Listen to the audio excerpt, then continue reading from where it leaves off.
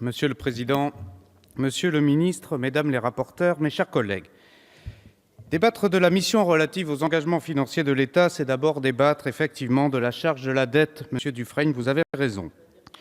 En effet, au sein de cette mission, la charge de la dette est le programme le plus important, avec 98,5% de crédits de cette mission et 9,3% de crédits du budget général de l'État. Le paiement des intérêts de la dette représente ainsi aujourd'hui le 4e poste de dépenses de l'État.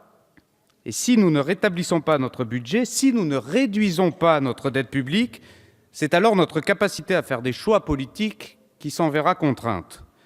Pour éviter cela, et vous le savez, nous réduirons la part des dépenses publiques à 52% du produit intérieur brut en 2022, en ne sacrifiant en rien la qualité de service, mais en rationalisant et en réformant le fonctionnement de l'État.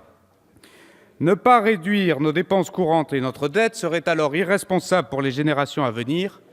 Ne pas investir, Monsieur Coquerel, pour leur futur le serait tout autant. Les transformations sont d'autant plus efficaces qu'elles sont conduites dans un contexte de croissance.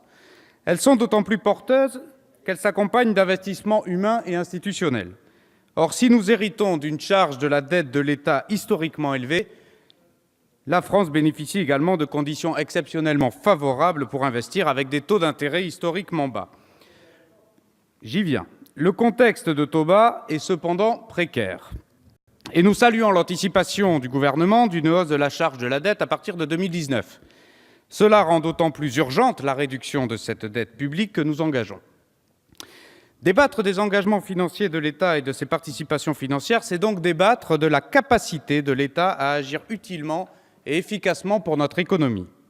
Début 2016, Emmanuel Macron, alors ministre de l'Économie, parlait déjà de la nécessité de s'interroger sur la pertinence du niveau de détention de l'État dans nos entreprises.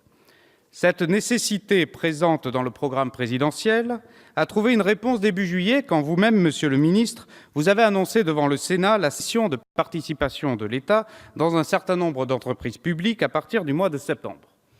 Mais ne nous y trompons pas. Plus qu'un programme de cession de participation, il s'agit bien là d'une transformation majeure de la doctrine française de l'État actionnaire vers plus de clarté dans la stratégie et plus de cohérence dans les décisions.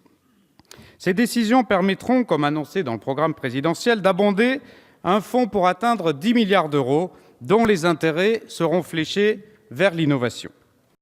À cela, il convient d'ajouter également la garantie de l'État, le programme 114, permettant dans certains cas l'amélioration des conditions de financement dont peuvent bénéficier des entreprises en faisant bénéficier les emprunts de la solidité financière de l'État garant. Ce programme voit ses crédits presque quadruplés, c'est la marque d'un État stratège. Par ailleurs, la baisse des crédits du programme 145 dédié à l'épargne est la conséquence logique de notre action visant à mobiliser l'épargne pour le financement de notre économie, et je renvoie là donc à la fameuse mesure sur le prélèvement forfaitaire unique. L'État affirme ainsi clairement qu'il soutient l'excellence de notre tissu entrepreneurial et de notre tissu industriel. La puissance et le rayonnement économique de la France est ainsi défendu et soutenu. C'est un geste fort à l'égard de tous les chercheurs et à l'égard de tous les entrepreneurs. Les fonds doivent permettre à des projets de recherche et développement, mais également à des projets d'innovation d'usage, d'innovation de marché, de trouver leur financement. Il faut dire que l'intérêt de l'État à être présent au capital de certaines entreprises apparaît parfois comme un critère pour le moins élastique. L'État actionnaire résulte de la sédimentation des décisions politiques successives et de l'histoire économique du pays. Nous parlons ici d'un ensemble complexe et protéiforme de près de 1800 entreprises, détenues majoritairement ou minoritairement, soit par l'Agence des participations de l'État, soit par la Caisse des dépôts, soit par Bpifrance. Alors, avec cette profonde évolution doctrinale de la politique de participation financière de l'État, c'est une nouvelle ère qui s'amorce. À la quantité, nous préférons la qualité. À la rente, nous préférons l'innovation et l'investissement d'avenir. Nous considérons qu'il est important de soutenir toutes celles et ceux qui œuvrent à dessiner l'avenir de nos emplois, de nos entreprises et de nos économies, et de notre économie. Nous voterons donc ces crédits. Le groupe La République En Marche le votera. Je vous en remercie.